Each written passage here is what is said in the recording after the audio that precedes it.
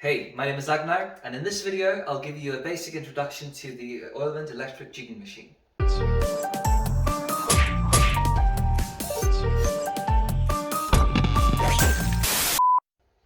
In front of you now, you have the machine, you have it set up, you've made sure that you've installed the wiring correctly. Be careful of the plus and minus, the polarity of the cable.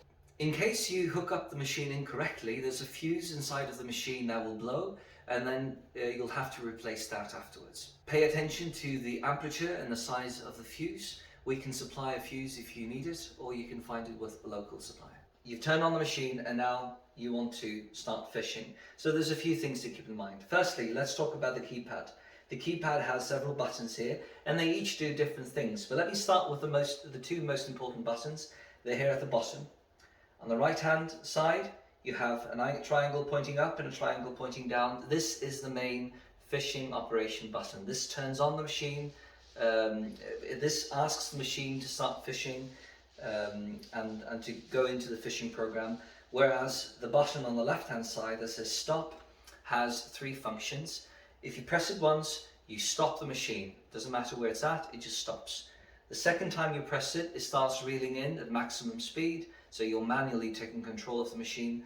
The third time you press it, you're paying out the line at maximum speed. So these two are the most important buttons. And then shortly, the hook button here has to do with jigging functions, jigging parameters that you can adjust.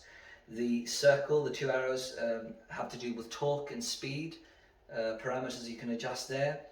This symbol relates to a preset depth if you want to specify a depth that you want to fish at, or fish at the last depth that the machine caught fish in. The I here is a search function if you want to use the machine to search for fish throughout different depths in the sea. We will be going into more details in another video.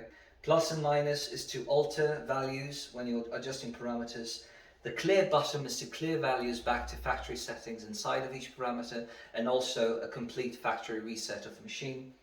And then the KG fish symbol here with the R has two functions. If you hold it down, you'll be able to measure the weight on the screen and see it, or see the weight as measured by the weight arm here as I'm pressing this down. But also if you press it once, you will return from the parameter view back to the front view where you can see on the display the depth level measured in fathoms. So now let's talk about the hook setup. So before you can start fishing, you have to make sure that you have set it up correctly. An image now is on the screen there, and you'll be able to see that on the bottom you'll have a sinker and then a swivel. But after that you'll have a number of hooks, anywhere from 2 to 10 hooks. If you're fishing mackerel or squid, that will be a different number perhaps. If for cod fishing, maybe up to 10 hooks. And at the top of that hook setup you'll have we call it a stopper ring. It's a nylon ring typically, and that ring will be the 0 point in the fishing operation. So as the machine is reeling in, the stopper ring will arrive at the pulley at the top and bring the machine to a complete stop. Okay, so again, we have the machine here, it's hooked up. We take the sinker with the hook set up and the line, and we will now throw it over the gunnel, and I'll simulate that simply by adding the sinker to the weight arm here. When you turn on the machine in the beginning, it will begin to reel in the slack until you have the stopper ring in the pulley, and at that point you throw the sinker overboard. And now it's overboard, so the machine is ready to fish. We will use this button here in the right hand corner at the bottom to ask the machine to begin fishing. It's paying out the line now, and the sinker is traveling towards the seabed, and when the sinker hits seabed, weight will be reduced on the line, and as a result the weight arm will raise itself up due to a spring, and it will sense the bottom, and at that point it will bring the machine to a full stop. Then it will start fishing. It will reel in the bottom length, and then after that the jig length. These parameters we will learn more about in another video, and you can also look this up in the manual. But it reels in the bottom length, then the jig length, and then it jigs, and it will jig for a number of times depending on how often you would like it to jig. Standard is 5 times, and after 5 times it will try and locate seabed again and carry on fishing. All parts of this fishing operation are customizable. You can insert pauses, you can add different speeds, different torque levels for the different areas in the fishing program. And at this point we would like to simulate now the fish biting on the hooks, and we will do that by simply adding weight to the weight arm here. I'll do that by putting my arm on the weight arm. You'll hear a big beeping sound. I can hold the weight button here and see a value on the screen that goes above a preset limit, and an F shows up.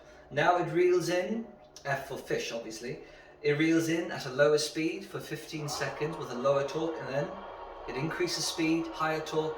That's in order to allow other fish to swim and bite on the hook in the meantime. And now you're reeling it in at full speed. As it reaches the top or close to the top, it'll start beeping again, so you know that it has arrived. The stopper will bring the machine to a full stop, but I'll do that manually today. 0, like so. So I've stopped the machine, the fish are here, I'm pulling it in now with my hand, I'm bleeding the fish, gutting it, putting it in my fish hold, and I'm done fishing, at least for that cycle, and I can turn on the machine again and send it out. In case there's an A on the screen, it means that the line is tangled with a neighbouring line, and you should just allow the machine to reel in the line so that you can untangle it before you continue your fishing operation. So that, in short, is an introduction to how the machine works, and we look forward to hearing about your results as you begin to use the machine, as you fool around with it, try a few things and learn how to use it in an optimal way for your fishery, for your environment, where you're at in the world. And we wish you good luck, and we look forward to seeing your pictures.